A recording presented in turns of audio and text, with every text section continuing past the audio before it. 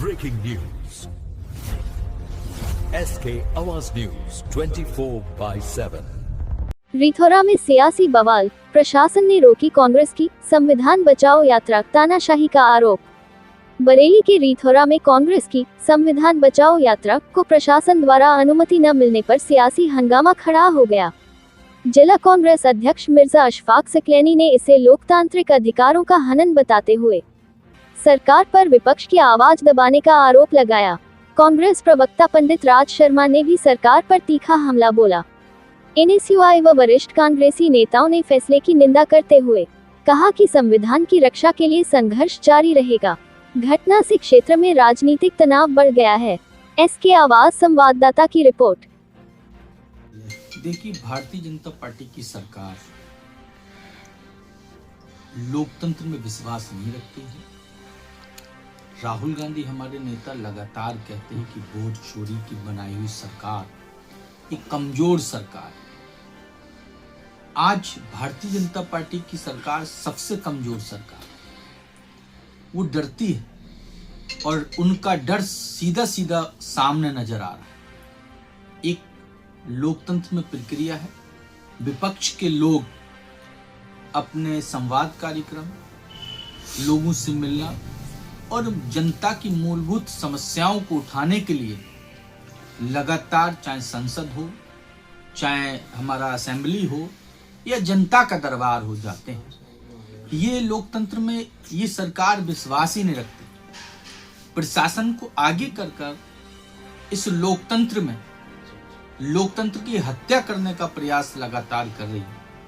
हमारे सीतापुर के सांसद संविधान बचाओ संवाद कार्यक्रम कांग्रेस के कार्यकर्ता यहाँ बड़ी तादाद में कर रहे थे। यहाँ पर बरेली के प्रशासन ने, मैं तो कहूँगा, दबाव में और भारतीय जनता पार्टी की बौखलाहट, उसकी हार की कहीं ना कहीं संभावना नजर आती थी। इसी को लेकर हमारा ये प्रोग्राम की परमिशन कैंसिल की गई है।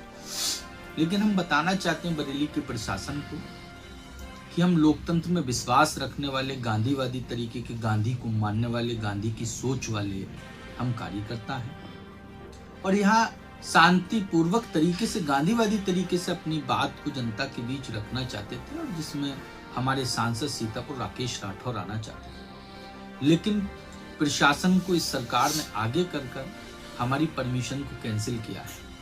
हम इसकी घोर निंदा करते हैं और बार बार राहुल गांधी जो कहते हैं कि आप संविधान को कमजोर कर रहे हो, इस देश के लोकतंत्र को कमजोर कर रहे हो और इसी लोकतंत्र को कमजोर करने की ये कड़ी, हम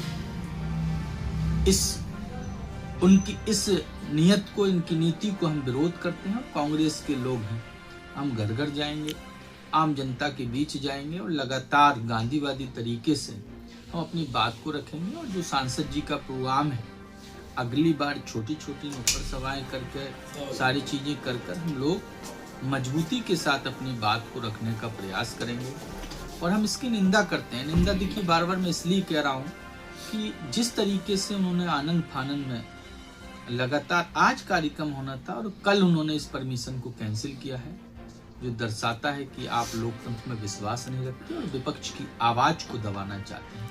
इस सरकार में चाहे पत्रकार साथी हों, उनकी कलम पर पैरा है, जवानों को बंद किया जा रहा है, आंदोलनों को रोका जा रहा है और डरी हुई सरकार ही ये कार्य कर सकती है। हम लोगों को बोलने पर विपक्ष की बात को दबाने का प्रयास कर रही है, तो ये डरी हुई सरकार है।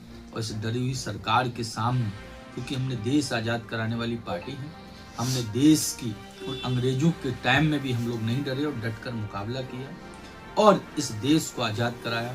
आज भी वही रवैया हो रहा है कि लोकतंत्र इस हमारे संविधान को कुचलने का प्रयास किया और इस देश में, जो लोकतांत्रिक देश कहा जाता है पूरी दुनिया में, यहाँ भारतीय जनता पार्टी की सरकार हमें रोकने का प्रयास कर रही है, हमारी आवाज को दबाने का प्रयास कर रही है, नौजवानों की आवाज को दबाने का प्रयास कर रही है, विपक्ष के आवाज को दबाने का प्रयास कर रही है।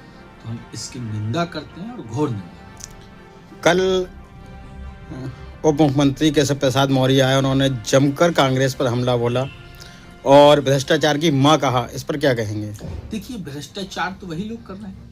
आज मनरेगा का नाम बदलकर, हमें आपत्ति नहीं है कि नाम बदला जा रहा है, हमें आपत्ति है कि उस कानून को कमजोर किया जा रहा है। जब कोरोना काल की महामारी के समय में आपने देखा, जब इस देश के अंदर आर्थिक संकट आया और लोगों को रोजगार देने के लिए, उस आर्थिक संकट से उभरने के लिए मनरेगा का बड़ा जो योजना थी बड़ा काम आई और लोगों को रोजगार मिला।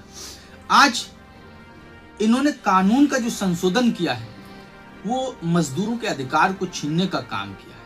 मैं इसलिए कहता हूं कि पहले प्रदेश की सरकार 10% सिर्फ वहन करती थी और केंद्र की सरकार 90% अनुदान देती थी और 100 दिन का रोजगार की गारंटी थी। इन्होंने गारंटी के शब्द को हटाने का प्रयास किया है, इसको कमजोर करने का प्रयास किया और प्रदेशों पर भार डालने का काम किया है। जब 10% भार था, प्रदेश की सरकार को बैन करना होता था, तो प्रदेश की सरकार आज भी लंबे समय में लाखों मजदूरों का 3-3 महीने बीत जाने के बाद भी आज भी उनको मजदूरी नहीं उपलब्ध हो रही है। क्या 40% जब प्रदेश की सरकार को आप डाल रहे हैं तो 40% कैसे बैन कर पाएंगे? ये सोची समझी साजिश है।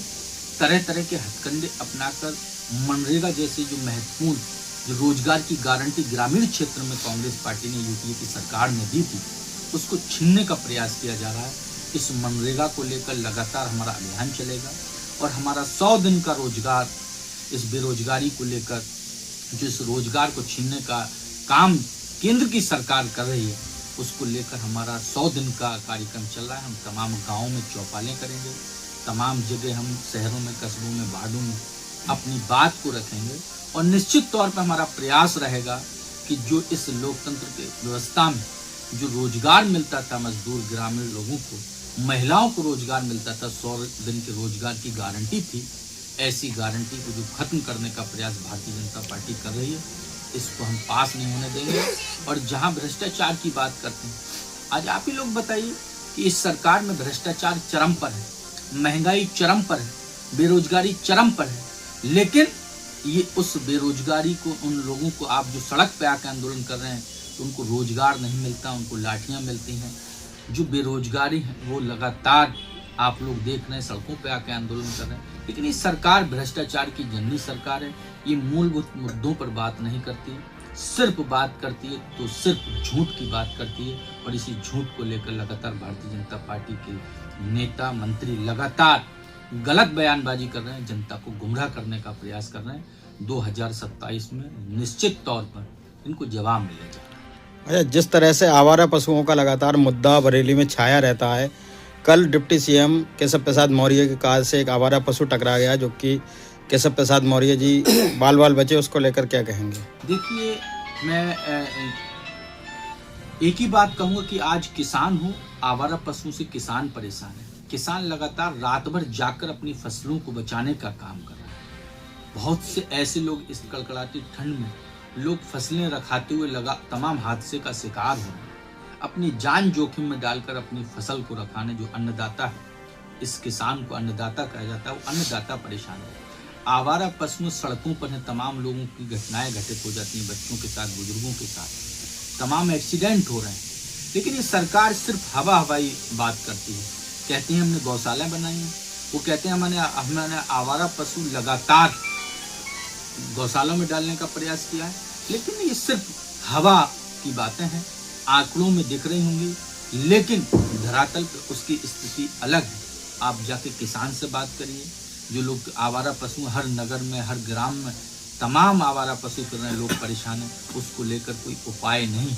सिर्फ ये गाय के नाम पर वोट लेकर सरकार बना सकते हैं, लेकिन गाय माता को ठंड में ऐसे ही इन्होंने छोड़ दिया है जो कि इनके बस की नहीं है। इन सारी चीज़ों की जो गाय के नाम पर जो इन्होंने गाय माता के नाम पर जिस तरीके से सरकार बनाई है, यही गाय माता के नाम पर निश्चित तौर पर इस प्रदेश की और देश की जनता ने सत्ता से बाहर किया।